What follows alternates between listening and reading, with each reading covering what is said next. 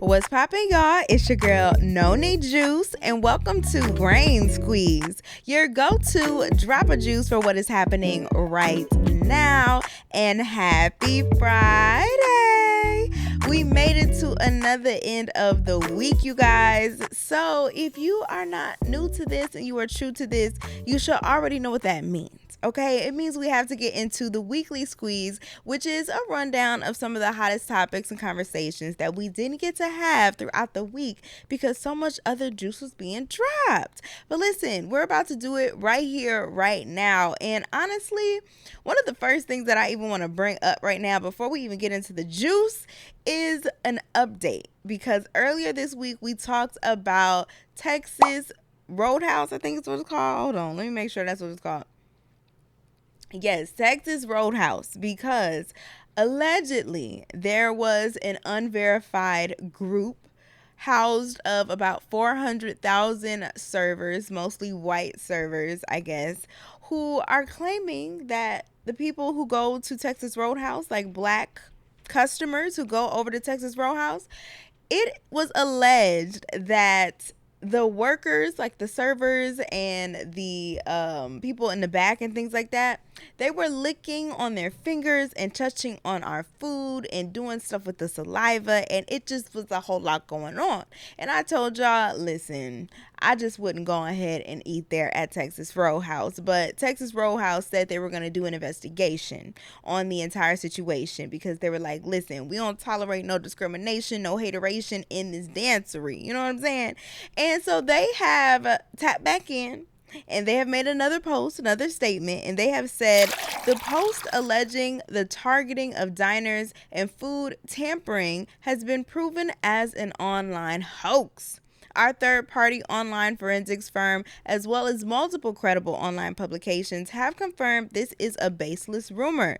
We love our communities, and we remain committed to providing the legendary food, legendary service, to each and every guest we serve. I don't know, y'all. I don't know. I'm still not eating there. I'm sorry. I'm sorry. The damage is done. Texas Roadhouse, the damage is done. Like, you're finished. I don't know who y'all pissed off, who would even start some type of hoax like this or rumor to sabotage y'all business, but it worked, because, baby, I'm not going there. I don't care. Just the thought of it being a possibility, or like I had mentioned earlier this week, just the thought of, even if it wasn't true, somebody could get the bright idea to start doing it now. I can't take that type of risk. I can't take that type of chance. So unfortunately, Texas Roadhouse, you're going to have to figure something else out. I don't know. Maybe hire like a black CEO or something to help figure out how you can get your black customers back, because I'm afraid the damage is done. The ship has sailed. So shout out to Texas Roadhouse for even doing the investigation and saying that they were going to look into the entire situation. But I fear it's a little too late, It's a little too late. So that was the first thing that I wanted to make sure that I brought up to y'all, because I had just saw that had dropped, and I'm like, oh my God, I have to bring this up. But now, you guys, I think it is time for us to get right into the juice for the weekly squeeze, because I have a few sweet squeezes and I have a sour squeeze as well. But first, I want to get to the sweet squeezes. So we have some new shows that are coming out soon. And one of them is a new show, and another one is like a reboot, or like a spinoff, I guess you could call it. But the very first one I want to talk about has to do with my girl. Y'all know I love me some Issa Rae, you guys. So it was announced this week that Issa Rae landed an HBO pilot order for a half-an-hour male friendship comedy set in the world of Vegas boxing. So Created by Issa Rae, with Prentice Penny directing and showrunning, the pilot centers on Menzel, a 30-year-old barber, aspiring sports manager, and professional best friend to JB, an up-and-coming boxer, as they navigate ambition, insecurity, loneliness, and the double-edged sword of success within the high-stakes world of professional boxing in Las Vegas. So, the project marks Issa's fourth collaboration with HBO, following Insecure, Rap-ish, and a Black Lady sketch show where Issa served as an EP. I am so here for this, you guys. And not just because I love Issa Rae and dang near everything that she freaking touches, just because I love her, like, her wittiness. You know, I can relate to her sense of humor, being like the awkward black girl, because I definitely feel like I've grown up to be the awkward black girl. But I just love anything that she puts her hands on. But the fact that she's going to do a show revolving around men, I love that. I love that so much, because I feel like men in today's day and age, like into modern society, they're not really talked about a lot. They're kind of overlooked a lot. And I think that they deserve to have their stories told as well. You know, like, they have a lot that they are figuring out in this world, just as us women are, you know. And I think that we've had a lot of different shows cater to us that we love, you know, from Insecure, from Girlfriends, from, you know, what's the movie? Waiting to Exhale, you know, just throwing things out there. But men, I feel like lately they've kind of just been left by the wayside, you know. Like, I don't know if men today feel as though they are being represented on screen when it comes to movies and TV, because a lot of stuff has been women dominated lately. And so I can appreciate the fact that Issa and whoever else is helping her put all of this together, you know, her Hooray media production team, and Princess Penny, and all the people who have their hand in it. I'm really glad that they thought that this would be an important story to tell, because even when it comes down to like content creators, like, there's this really big thing right now going on where people are calling for more men to be the face, be in the forefront, start being content creators, telling their stories, making content, because there's so much money out there to be made, but we just don't have a lot of men being represented. You know, we have, okay, I'll take that back. We do have some men being represented, but I don't think it's the best of the best men who we should be representing. You know, like, they talk all the time about how men need to take away all the podcast mics. They need to get up on off of them because they're not really giving much to the world, but talking about women in negative ways and being extremely misogynistic and just all of the things. So I would love to see more positive black men get the light that they need and be in the forefront and be the leaders that we know that they can be and have their stories be told. So shout out to Issa for wanting to do it, for thinking about it. I can't wait to see it when it comes out on HBO. Because the girl, she be knowing what she doing, okay? Are y'all excited for it? Let me know in the comments down below. Now, another show that I was just talking about that isn't necessarily a reboot, that was the wrong word for it. It's a spinoff, like I had mentioned. But if you guys are a fan of the show Bel-Air, then you are going to love this new spinoff that they are about to do, because Coco Jones is set to star in Hilary, as Peacock develops a new Bel-Air spinoff around her character. So Coco Jones, who's playing Hilary Banks, she is going to be headed to New York City in a new Peacock spinoff that is currently in development. According to Deadline, the streamer is working on Hilary, a scripted offshoot centered on Coco Jones's fan favorite character from Bel-Air. Tracy Oliver, known for Girls Trip and Harlem, is writing the project, while Will Smith's Westbrook Studios and Universal Television are producing. The proposed series will follow Hilary after she accepts an unexpected job offer from celebrity chef Yvonne Durand and makes an impulsive move to New York. Determined to build a name beyond her wealthy Bel-Air family, Hilary quickly learns that success, relationships, and life in the city may come with unexpected consequences. The storyline would take the character in a different direction from the Bel Air finale, which ended with Hilary returning to Los Angeles from Costa Rica to open her own cafe. However, the New York move mirrors the ending of the original, The Fresh Prince of Bel Air, where Hilary also relocated to the city of New York. I'm excited for Coco Jones for this one. Like, I love that Coco is getting all of her flowers, like, even from the beautiful marriage or wedding that she just had with Donovan Mitchell and the behind the scenes that she's given us of the music that she's putting out there.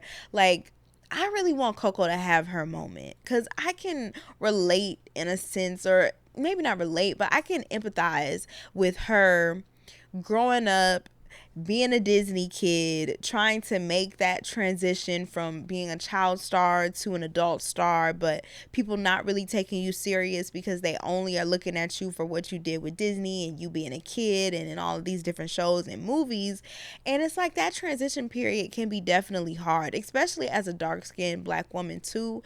The music that she does, she has to just do everything kind of like at level 100 all the time just to get noticed, I feel like, because that's just the struggle of women today, you know, like they're not always the ones that are going to be highlighted, especially the dark-skinned women who actually have talent, you know what I'm saying? So to see her get this show, hopefully it lasts. I didn't finish Bel Air. I don't remember when I stopped watching, but I know that they just recently had their series finale and they were done with the show. So her having a spinoff makes a whole lot of sense, you know. I am wondering if some of the other cast members are going to make like an appearance in it. So the character who played Will in The Fresh Prince of Bel, well, not The Fresh Prince of Bel Air, who played Will in Bel Air, Jabari Banks. I wonder if he will make an appearance in this spinoff. Or some people said that they thought that he should have got a spinoff instead, since he's like the main character of it. But to my knowledge, most spinoffs that happen are not of the main characters. They're of like the side characters, so to speak. So even when it came to Snowfall, you have Gail Bean, who played Wanda, and I forgot her boyfriend, Lee. I think that was his name. Lee and Wanda, they got their spinoff from Snowfall, even though it seems like Wanda is the main character of this new spinoff that's coming out, I think, next month in September. But also, you had A Different World, and they didn't necessarily have a spinoff. They had a reboot, but people are kind of upset about the reboot because it doesn't feel like the actual show A Different World. And people kind of had that same similar issue with the show Bel Air. They felt like while it did have some elements of The Fresh Prince of Bel Air, some of the storyline and the fact that it was a drama and not a comedy, it really like irked some people. Similarly with this A Different World reboot that is coming to Netflix next month. People are like, why are y'all turning these comedy shows into dramas? But you know what I think about it, because I saw the trailer just recently for the reboot of A Different World, and I don't know, I just feel like it kind of makes sense. Like, these shows are not for us millennials. I think these shows are for the younger generation coming up, and it's set in their world, in their time, and with their technology, with their language, with their interests, with their trends. And we can't really look at it like, oh, why are they changing stuff up? Instead, I think we should embrace the idea that the new generation gets to have their own versions of our shows and appreciate it for that, appreciate it for what it is, because it's not for us millennials or Gen X. You know, it's for the Gen Z or the Zillennial, and maybe even the Alphas was what I think they're calling them now, like the super younger babies. It's for them to have their own experience and to have the show relate to what they're going through. Because if it only catered to us, like, that doesn't even make sense. We're not in college anymore. Like, we out here grown, trying to survive and get houses, having kids, getting married. Like, it wouldn't make sense for us to be the focus or the demographic or the audience that is for this show that's taking place on an HBCU campus. Like, what are we talking about now? Like, no, it's for the people who are younger than us. So I think we should kind of just embrace it and let them have their things, you know? But shout out to Coco Jones and this spinoff that she is going to have called Hilary on Peacock, coming sometime soon, you know? But I think that's a good thing. All these nice TV shows, I'm glad that black shows are even just coming back, because for a while, I feel like it was just nothing out here for us to watch. But now it's a whole lot of different stuff, and they're trying to get the younger audience involved as well. So shout out to them for that. So another sweet squeeze that I have is about Claressa Shields, because she made a comment earlier this week that have some people laughing at her, and I'm thinking, what are y'all laughing at? I don't think it's funny at all, and I think it's actually kind of possible. But Claressa Shields was just on an interview with TMZ Sports, and she made a direct plea, as the Neighborhood Talk is putting it, to Beyoncé to walk her out one day before she retires at the age of 38. So, as you all know, Claressa Shields has already been making history inside of the boxing ring. I mean, she literally is the greatest woman boxer of all time, in my opinion, as of right now. But she says one of the things on her bucket list before she closes everything out and retires and hangs up her boxing gloves is she wants Beyoncé to walk her out for one of her fights. So, if you are not familiar, boxers come out to walk out songs. They usually either might have a song or they'll have somebody, you know, actually perform it, walk out with them when they go into the ring, right? Most recently, at Claressa Shields' last fight that she just won, I think it was like a week or two ago, she had Lotto walk her out. And so now on this interview with TMZ Sports, she is saying that she wants to box until she's 38. That's when she feels like she will retire.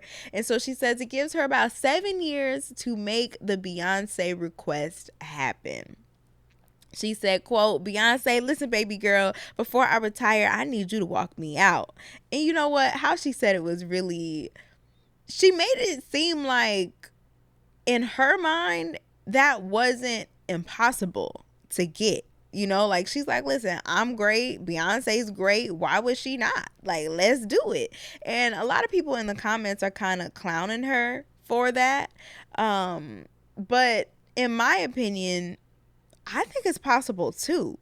Like, let's not get it twisted. I know Claressa Shields has a whole lot of drama around her right now when it comes to this whole like Papoose and Remy situation and this little like love triangle that they're in, or not even really a love triangle, because it seems like Remy is out of the picture. The only reason why she's still there is because they're actually legally still married and nobody has signed any papers yet. But outside of all this drama that they got going on, Claressa is that girl. Like, she is up there as one of the best female athletes in the world, I would say. Like, she really, truly is up there. And me, in my opinion, I think Beyonce honors and respects greatness. I think she respects people who are also on her level when it comes to, like, just taking their craft seriously and being the best at it. Like, who else you gonna put up against Claressa Shields right now? Nobody. Like, she is the best. And with Beyonce being the best in her class, well, really, the Beyonce is just the best of a lot of classes, if we're being honest. But I could see that happening. And you want to know why I could see it happening? Because Beyonce really rocks with Serena Williams, and Serena Williams is looked at as one of the best women athletes of all time of her sport, period, right? If Claressa is also up there like that, why would she not do that? You know, because I think Claressa, and I've said this before, I think she should be in those conversations of greatest women athletes of all time. And if Serena's up there, and if Beyonce rocking with Serena, and I could see Beyonce doing something like that for Serena if Serena asks, I don't think it's that crazy that she could potentially do it for Claressa as well. But I don't know. Y'all think I'm crazy for thinking that? I don't think so. And then she got 7 years to do it too. She's like, listen, we got some time. I think really what needs to happen is if Claressa kind of like, I don't want to say cleans up her image, because I don't think she has a bad image. To me, it feels like she's just real. She's extremely authentic. But she does have a lot of drama around her right now. And one thing we know for sure is Beyonce don't do no drama. Okay, so once all of that's out the way and maybe the divorce gets finalized, and who knows, maybe Clarissa and Papoose actually get together, have some kids, get married, and like, all the drama is set to the side, I don't see why Beyonce wouldn't. But let me know what y'all think. Y'all think that's crazy? I don't think it's crazy. And honestly, Clarissa don't think it's crazy. She's like, listen, all I need is 30 seconds. We don't even got to take a picture if you don't want to. I just need that little thing, my only request from you. And she was like, it could even be my last fight. But how she was saying it, she really feels like it's possible. And I do too. So let me know y'all juicy thoughts on that. Okay, so I think I'm gonna go to the sweet squeeze, and then I might end it on the sour squeeze. Okay, so for my next sweet squeeze, you guys, it actually has to do with Joseline Hernandez. I know y'all know who Joseline is. She literally was the HBIC up there on Love and Hip Hop Atlanta back in the day, but now she has her own show with like Joseline's Cabaret, and she just does a whole lot of other things when it comes to like reality TV and having her own shows. She's still that boss girl. You know what I'm saying? Which I didn't even know. She has her own TV show network with a bunch of her own shows on there. Crazy. But one of those shows that she has is called The Grandma is the Baby. The show was called The Grandma is the Baby, and it's her reality show with Joseline, with her husband, with her baby, Bonnie Bella, her little girl, Bonnie Bella, and it's streaming exclusively on her own network called Why Are You Here TV. And it's so interesting to me because she's using all the little phrases that kind of like got her famous, or not got her famous, but I would just call them her famous catchphrases from the different shows that she's on to name these shows and to name her network, which is super cool. But this week I saw the sweetest clip of her with her little daughter Bonnie Bella on the show The Grandma is the Baby. And it was just of Joseline being extremely honest with Bonnie about her past, what she used to do for work. And it was just one of the most wholesome moments ever. So I want us to take a listen to it real quick. And then I'm going to tell you my thoughts on it. I started stripping at such a young age. Do you know what a stripper is? Yeah, a person who dances naked. Why you have to say it like that? Because you told me exactly what that is. I had to tell you. In that exact detail. I said it just like that? Yeah. Well, I had to tell you because I feel You couldn't say it in a different detail. Well, which way did you want me to say it? Oh, a person that, I don't know how else to say it. Dances without clothes. My mom is so honest with me because she doesn't want me to, in the future, to look at Instagram or TikTok or anything. I'll see stuff that she didn't tell me about. I had to tell you because I didn't want you to get older and then go online or you hear things about me because your mom be on the media. A lot, yeah. For work? It's for work. But I don't want you to grow up and then you go to school and kids are like, oh, your mama used to be a stripper. Oh, your mama used to be this. Oh, your mama did that. So I got to tell you, because you're already 9 and you're so smart. If I don't start telling you things that I've been through already, you're going to go online and find out. And then I don't want you to come back and tell me, Mom, why didn't you tell me you used to take your clothes off for work? Or Mom, why didn't you tell me that you went through this with my dad? Or Dad, how do you feel about your dad? I just thought that was the cutest, most honest, raw, transparent way of parenting your child. Because yes, like Joseline has had a past. Y'all know Joseline has done a lot of things. She has said a lot of things. She's done a lot of things. She's recovering from a lot of things. And for her to explain to her daughter, who's just 9 years old, some of the things that have been in her past and what she's had to overcome, it's just such an important message. Because honestly, that's all kids really want, is to see your parent as just like a human being and not as your parent. And Joseline brings up a good point. She's like, listen, you're 9 years old. You're going to be on social media at some point. Like, I don't want anybody telling you anything about me that I didn't already tell you, because you have to be prepared about it. And obviously you talk to them about it in a child appropriate way.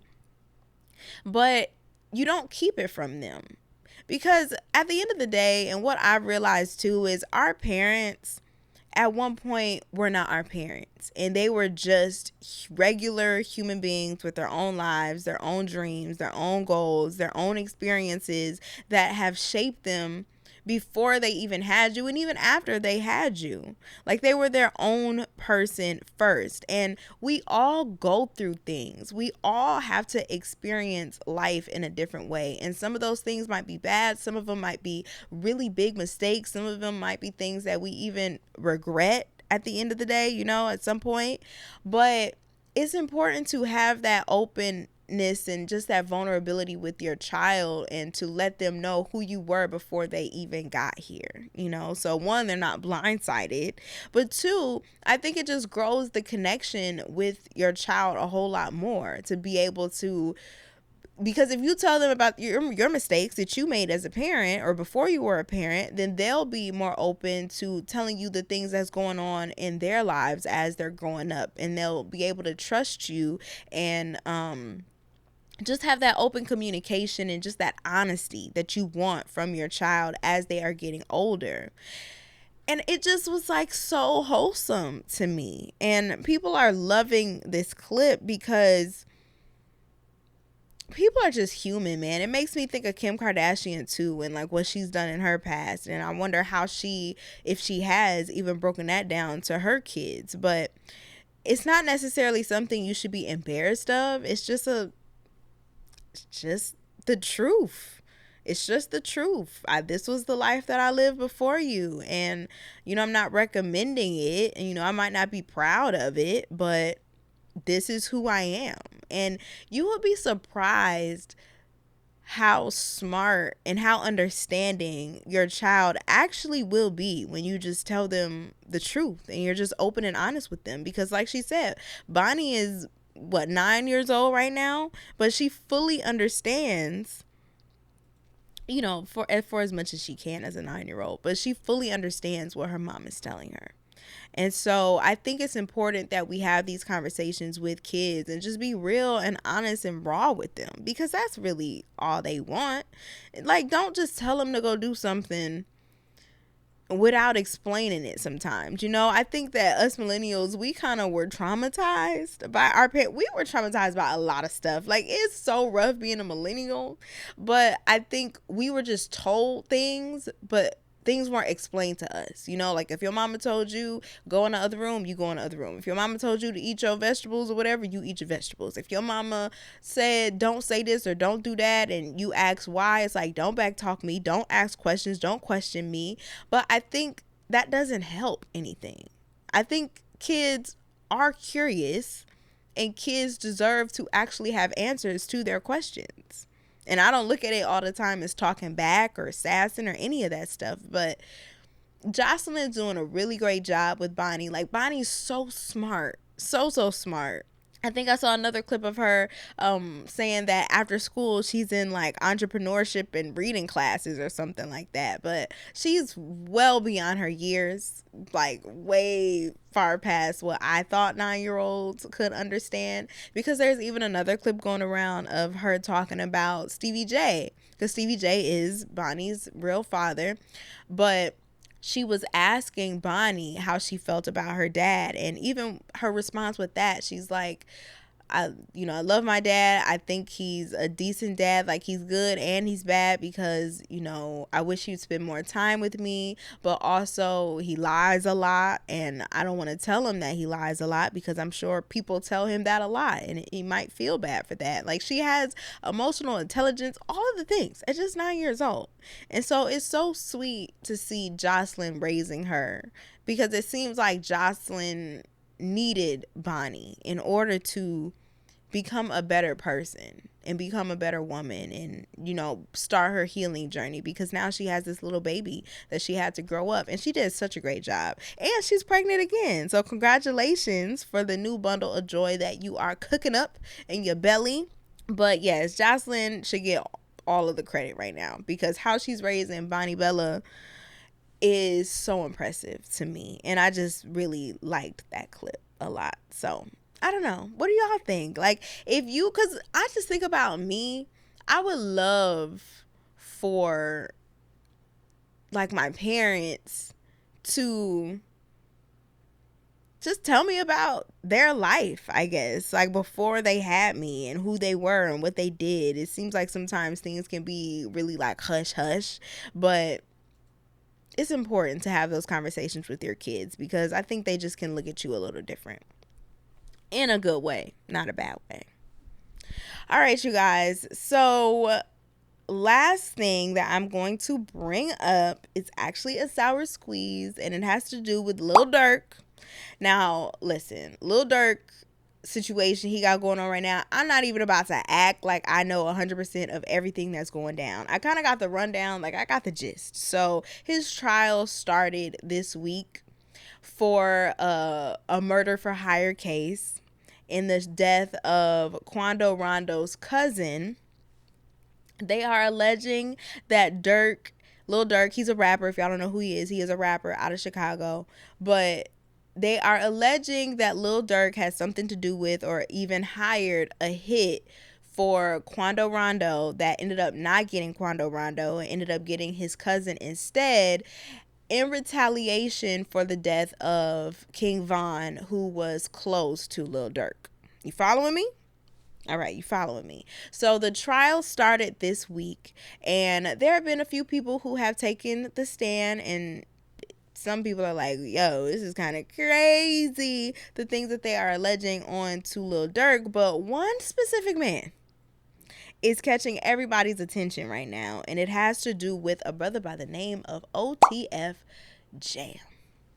Okay, so according to courtroom updates from Trap Lord Ross, OTF Jam took the stand during Durk's ongoing murder for hire trial. Just, it was like yesterday, I think he did, or a day before.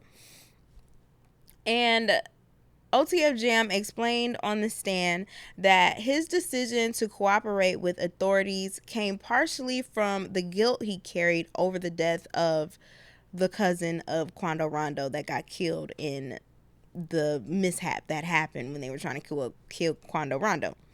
But OTF Jam reportedly testified that he believed the cousin who passed away, who goes by Lil Pab, I think, they believe that Pab was innocent.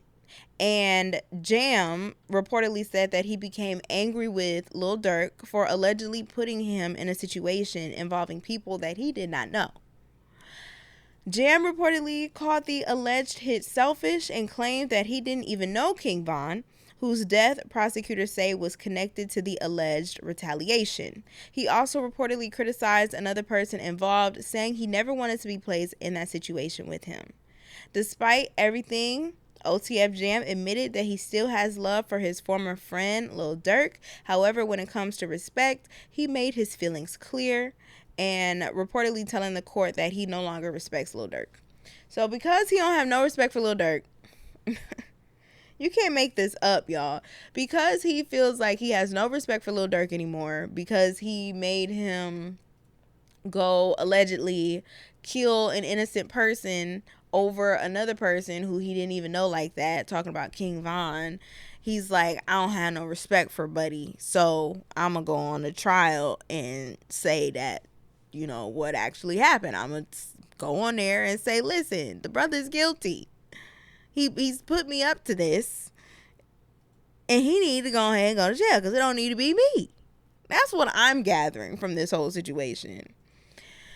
And I just think the whole thing is just messed up on so many levels. Like, from him putting the blame on Durk, because obviously he don't want to go to jail himself. I don't know how many years he's facing. It could be 10, 15, 20 if he, you know, gets found guilty of that. But for Durk, if he gets found guilty of this, he's facing life in prison.